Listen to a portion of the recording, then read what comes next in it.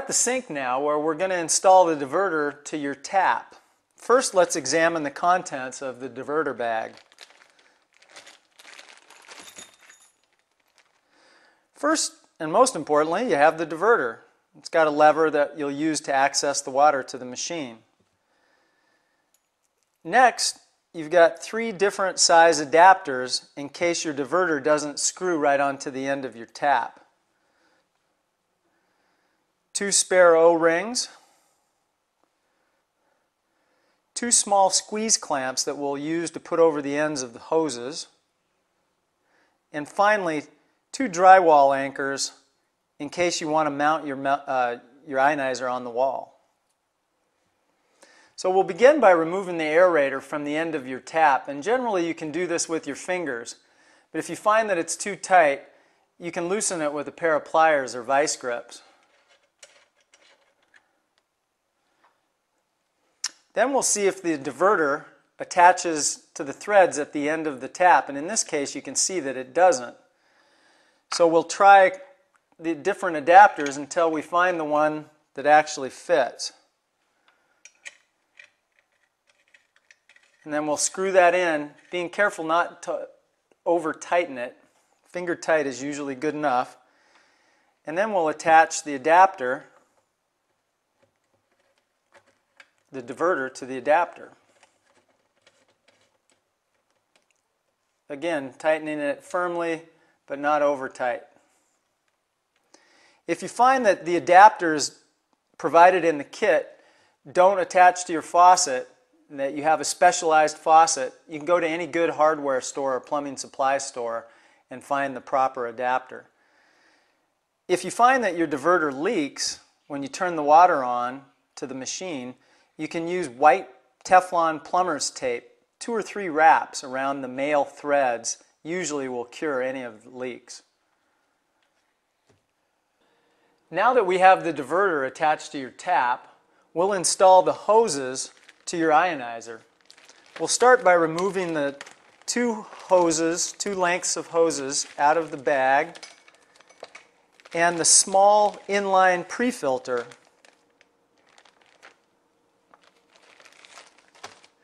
We'll begin by cutting a 4 to 5 inch length of the white hose with a good sharp utility or kitchen knife. The cleaner you make your cut, the less likely you'll have a leak.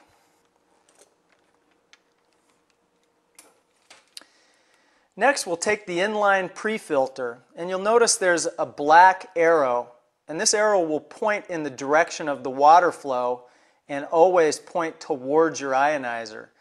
So we'll take our 4-inch section of white hose that we just cut, and we'll just firmly insert it into the pre-filter with the arrow pointing towards the hose. Next, we'll insert the free end of the hose into the tap water inlet port on the bottom of your ionizer. And again, we just simply do that by firmly pushing in and then giving it a little tug to make sure that it's firmly seated. Next, we'll install the gray acid water outlet hose into the acid water outlet port, and we'll start by taking the small black cap off of the acid water outlet port. A good tip is to soak your gray hose, the end of it, into a cup of warm water for about 20 to 30 seconds, and that'll make installing it over that acid outlet port much easier. In the diverter bag there were 2 little squeeze clamps. You want to take one of the squeeze clamps after your hose has been soaked and insert it over the end of the gray hose, and the gray hose goes over the acid water outlet port.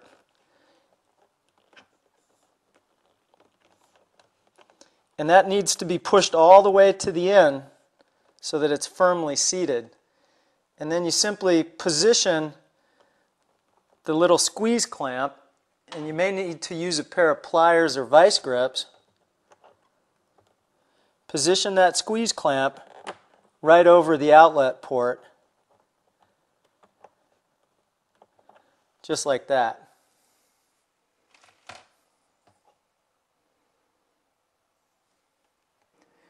Now that you have the hoses installed to the ionizer, the next thing you'll want to consider is the location of your ionizer. Find a spot near the sink that's convenient yet out of the way.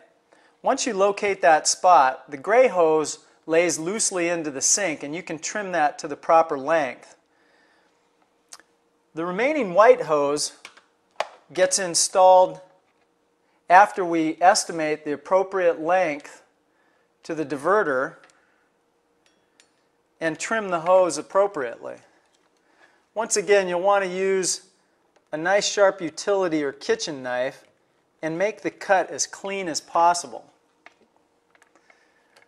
Once you've cut your hose, one end of it simply installs into the pre-filter by pushing firmly and then giving it a good tug to make sure it's seated properly. The opposite end gets installed to the diverter.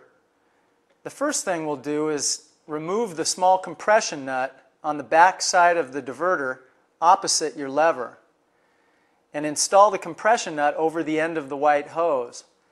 The white hose then is pushed onto the diverter, make sure it's on there good and firm, and the compression nut is screwed back into the diverter, again making sure that it's firm but not too tight. And finally, you can position the hose so that it's out of the way.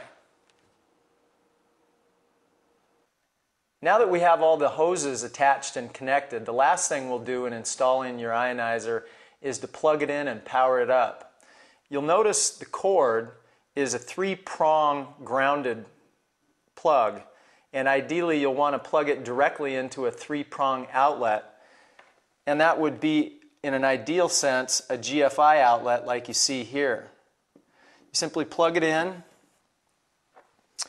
and at the back of the ionizer, turn the on-off power switch to the on position. Your ionizer will chime, the lights will light up on the LCD screen momentarily and go out after about 2 seconds. An important note is you'll always want to leave the on-off switch in the on position. Your ionizer will go to sleep between uses and then wake itself up electrically when it senses water flowing into it. If you're away on an extended vacation, you may want to unplug or turn off your ionizer.